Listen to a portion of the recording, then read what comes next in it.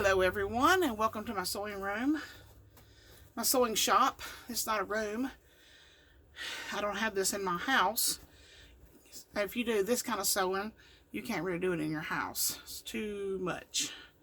So, and I don't have a spare room in my house. So, if I made a quilt every now and then, I'd probably just do it in my living room, at my sewing machine, or at the kitchen table, or something like that. But when you do it like this, you have to have a place separate from the rest of your life to do this. And I'm working on a quilt right now, and when I get through with this video, I'm going to show you a picture of what I'm working on. Don't panic. I did promise to do a video on how I do this quilt and how you lay your blocks out and all of that. It's the Christmas, I'm doing a Christmas trip around the world, but I always wanted, making a YouTube video is labor intensive, because you want to, it's good to have the finished product at the beginning of the video to show you what you're shooting for.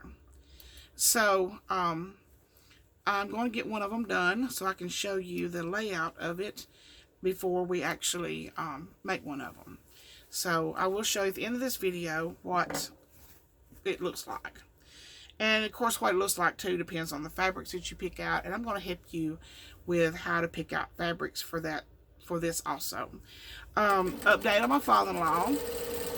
My husband and I were there just about all weekend. And it's really hard. It was really hard on my husband it's really hard to see, you know, someone that you saw as an authority figure your whole life. It's hard to see them get, you know, vulnerable like that, and you know what I mean, and helpless, and cannot take care of himself. He could not support his own weight. He could not do anything for himself. He is a diabetic, been a diabetic for 40 years, and for him to be a diabetic for 40 years, and he's 77 years old now, he's never had an amputation. He's doing, you know, he's actually no renal failure. He's never had to have dialysis. So that is, you know, that's very good. But he was in the nursing home rehab. He decided he wanted to go home, and he went home, and oh, we've had a handful for the last little over a week now. So, but anyway, he gave in last night to go back to rehab. So he got back over there tonight, and I was like, man, he's gonna be shocked when he goes outside, because he's not been outside, and it is cold in North Alabama. Let me tell you, it's cold. You step out there and that wind hits you, it feels like you don't have anything on. It feels like you are standing out there naked. That's what my husband says. But anyway, I had some questions on the comments on some of my videos that I'd like to answer. One person wanted to know kind of my background in sewing. I took home ec 1 year. Half the year was sewing, and half the year was cooking. I don't remember much about either one of them, except for in the sewing part, we ironed a lot. You sew a stitch, you iron. You sew a stitch, you iron. And by the time that my sundress got finished, it was scorched because it had been ironed so much. And so it might not have been scorched, but it was pressed really, really well. So, you know, but before that, before I took home ec, I did make my first quilt top when I was 14. My grandmother drug a pedal sewing machine out of the utility room and said, here, you can sew on this one. Because if you're a serious seamstress, you don't want anybody else sewing on your sewing machine, especially a 14-year-old girl that don't know anything about it. So you don't let them have your sewing machine. You let them have the one that's in the utility room. And it was a pedal sewing machine and a treadle sewing machine. Didn't have a motor on it. It was leg powered, and it was very frustrating. But I did get my quilt top done. Don't know where it is, but the memory of that will last me forever. The quilt was never quilted, and it was made out of 100% polyester, which been quilting a lot of 100% polyester quilts for people that their grandmother made them or their mother made them back in the 70s and they were never quilted. Those are difficult to quilt. But once they're quilted and finished, they are a very heavy, a very warm quilt that will never lose their color. You cannot wear them out, and they'll last you forever. But also, my grandmother, my grandma, my daddy's mother, was very industrious, and she did not draw that much money. She worked little restaurant jobs and stuff. She became a widow in 1955 when she was 41 years old. I guess that's what it was, 41. And, well, she was born in 1914, and she became a widow, and, well, she was 40 because she had her birthday that year. My grandfather committed suicide. He was he was trying to be career Army, but some personal things came up, and they let him out of they put him out of the Army, basically. And she worked until she could draw her Social Security, and then when she could draw her Social Security, she drew like a little over $500 a month. It was not much, but she was very thrifty with her money. I think I've explained before the way that she ate, the things that she ate, and how she made her money. Her grocery money went a lot further than mine would. But she would do little things to supplement her income. I remember, one of the first things I can remember her doing was she made purses. And she bought scraps from places that made vinyl covered, I don't know, boat seats, dining room chairs, whatever. And she bought those scraps that they had left over from the cutting table. And she would take those scraps and she would make these purses. And I wished I had one to show you because they were quite impressive, but I don't have one. That was way back a long time ago, and I don't have any of those purses to show you, but she sent those. She told me one time that she probably shipped those purses to all 50 states, and that's way before social media. It was just word of mouth, and there were people up north that would order them, and she'd mail them to them, and they would put them in they had like stores or beauty shops or whatever, and they sold her purses. So, and then she got into making throw pillows, and she would work on those Monday through Friday. She'd bag them up in big black garbage bags, and she would take them to the flea market, local flea market down the road here, and she would sell those on Saturdays and Sundays. And then on Monday, she would get up and she would replenish her stock for the next weekend. I gotta stop and count these right quick. I can find the center. And let's see, 1, 2, 3, 4, 5, 6, 7, 8. One more trip. And so I got my industrial DNA, I guess you would say, from her. It's also very it's kind of validating when you make something and people actually spend money on what you've made. It validates you until you have somebody that comes along and says, I don't like that. You did this and you did that. I don't like the way that looks. My first thing is, well, what I want to say really, really bad, and sometimes I do when they get just, it's like some people want to take an opportunity to chew on your butt for a while. I feel like saying, well, I'll tell you what, make it yourself next time.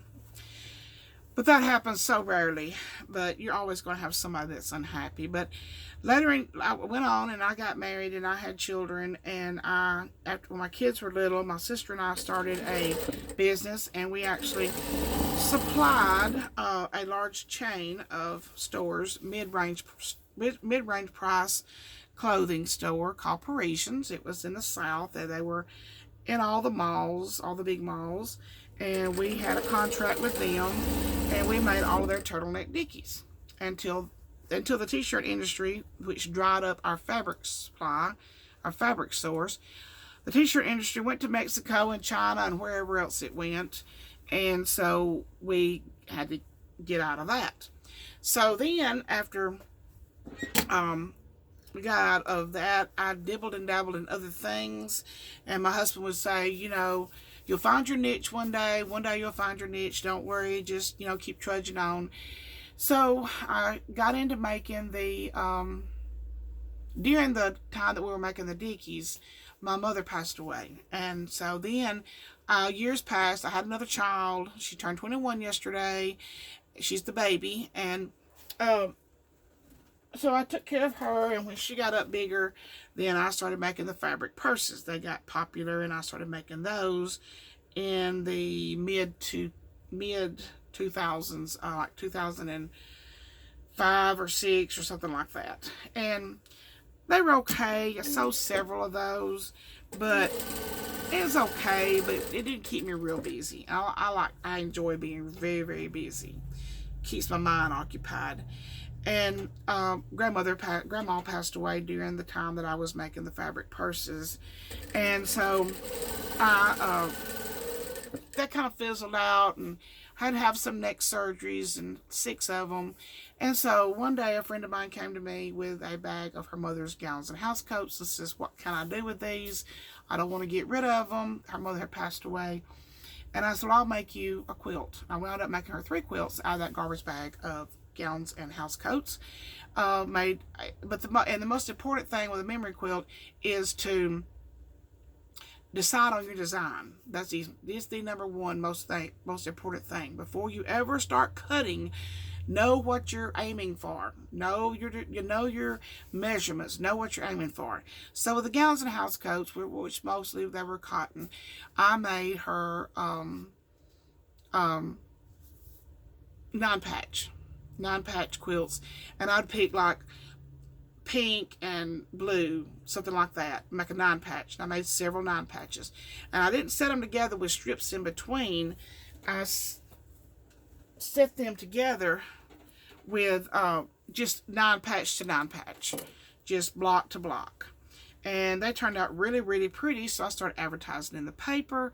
Got a few orders that year, and I don't know if I ever advertised again or not, paid for advertisement. I started my Facebook page, and I actually entered one of my Alabama quilts into the state fair, and it did not even get an honorable mention. But that don't mean anything, because I have, ever since that fair, I have probably made and sold 1,000 of that quilt. So they didn't know what they was talking about in judging my quilt. So it was the Middle Tennessee State Fair, so that might have had a little bit to do with it. But it was a beautiful quilt, and they just didn't like it, I guess. But I started doing this for the public, and it just got bigger and bigger and bigger and bigger and bigger, to the point that sometimes I don't know whether I'm coming or going. But when it comes to a memory quilt, somebody asked me, was it hard when I made my first one? The hardest part of making a memory quilt is deciding how you're going to make it. After you get that done, it's just a matter of cutting it up and putting it together. But every memory quilt is going to be different. It just depends on the clothes that you have to make it out of. If it's t-shirts, that's totally different than non-stretchy, gowns and house coats. If you're going to make it out of, you have one dress, and that's all you have to make your memory quilt, it's going to be totally different than a t-shirt quilt. So every memory quilt is dictated by the garments they're selling. Also on the memory quilts, if it was your daddy's shirt and he was a mechanic and it's got grease on it, that was his shirt. That is a memory. Don't try to remove that grease. Don't try to cut around that grease stain. Not if it's a big blob of grease, wash it and get that off. But, don't try to remove that, because that was part of your daddy. That was part of your memory. That was probably the way he sat down at supper every night, was in a shirt that had a grease stain on it. So that's just part of the memory. So, if you have a pair of pants and they have, I've done a quilt here a while back, and it looks like splash some bleach on these pants, and that's part of the memory. You may not know what the memory is, but the person that is receiving the quilt they know what that memory is. And that's all what it's all about when it comes to a memory quilt. That is what it is about. That is the thing with a memory quilt. So, but anyway, you know, that is the most important thing I can tell you about a memory quilt, is to have a plan. Do not pick up the scissors first. Pick up a sketch pad and a pencil first, and know what you're going to do, because I've had people come to me and they've tried to make their own memory quilt, and I said, well, where were you going with this? Well, I don't know. I was just going to cut up the shirts, and then I was going to, you know, I guess just start sewing together. Wrong. It don't work that way. You've got to have a plan, because those shirts, those garments that you're making a memory quilt out of cannot be replaced. And so you need to have a plan first. And if you are weary about making a memory quilt, make a small throw or something like that first, until you get the logistics of how to make a quilt and you're going to put it together and all of that. Do a small one. Don't be overwhelmed by making a huge quilt. Just, you know, make a small one. And, you know, that's like I said, that is the best advice I can give you on a memory quilt.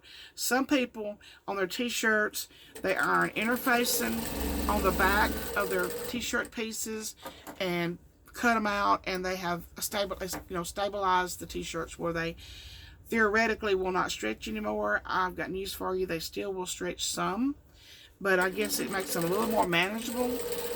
Putting the stabilizer on the back does keep down the where the shirts want to roll on you after they've been cut. And so, you know, it's up to you if you want to do the interfacing on the back. I don't on most of my quilts.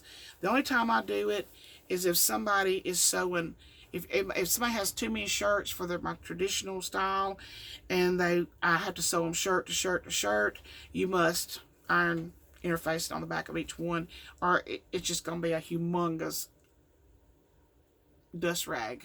You've got to stabilize those shirts, because the way I make mine with putting the strips in between, that stabilizes it, keeps it from stretching any further than that. And when you do it shirt to shirt to shirt, that quilt never stops growing. It just stretches and stretches and stretches. So if you're doing shirt to shirt, you need to stabilize your shirts first. 1, 2, 3, 4, 5, 6, 7, 8, 9. That one's done. Okay, so I'm going to do a video maybe tomorrow. It's so cold in Alabama right now, y'all. I can't tell you. I'm not complaining, because I like the cold weather. I love the winter time, but I'm just stating the fact. It's cold, and my little heater right here, it was tolerable a couple of hours ago, but it's getting cold outside, and it's not been able to keep up. So I may have to quit for the night and go in the house. I've got some t-shirts to cut out, and so I may go in the house and do that, and put me on a movie and watch and cut out some t-shirts. But it's getting too cold out here tonight to do that. But I'm going to do a video. It's supposed to be warmer tomorrow, and do a video maybe tomorrow on how I do my embroidery and applique, because I have a lot of compliments on my appliques, and how that the fabric lays so flat, and there's no puckers in it, and I'm going to show you exactly how I do that. Very, very simple, very easy to do, and I'm going to show y'all how that I accomplish that. Okay, I'm going to pause you just for a minute. You'll not even notice it, and I'm going to show you the quilt that I'm working on now, and then I'm going to do a video on how to do this in the next few days. But I'm going to show you how big it is right now, how far it is. It's going to be 19 blocks by 19 blocks.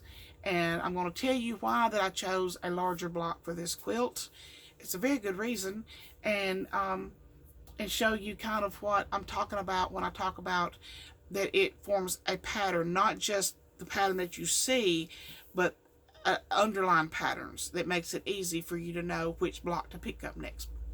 Just hold on just a second. I'm going to show you what I'm talking about.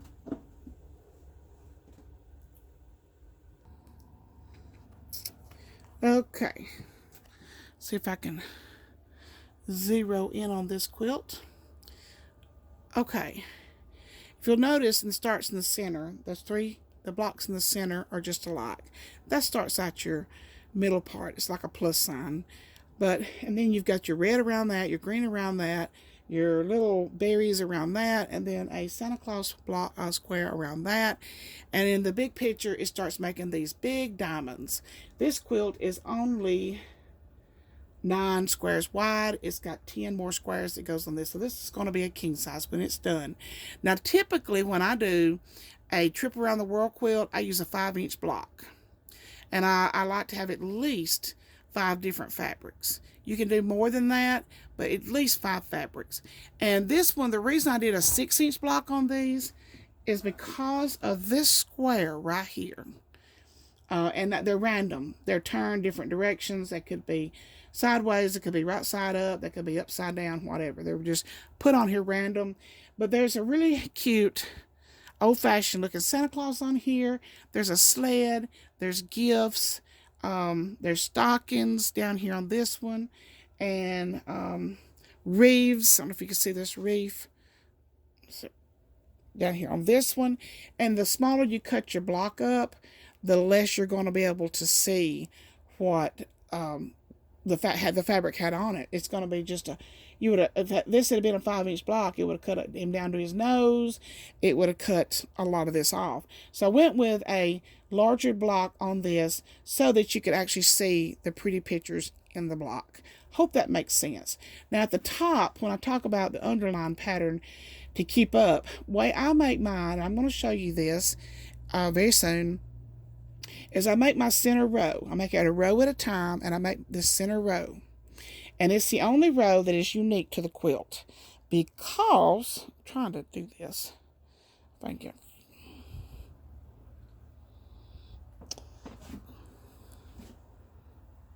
Let's see, there we go. It's got 3 in a row right here. And then this is separate rows. This is the only row that is unique to the quilt.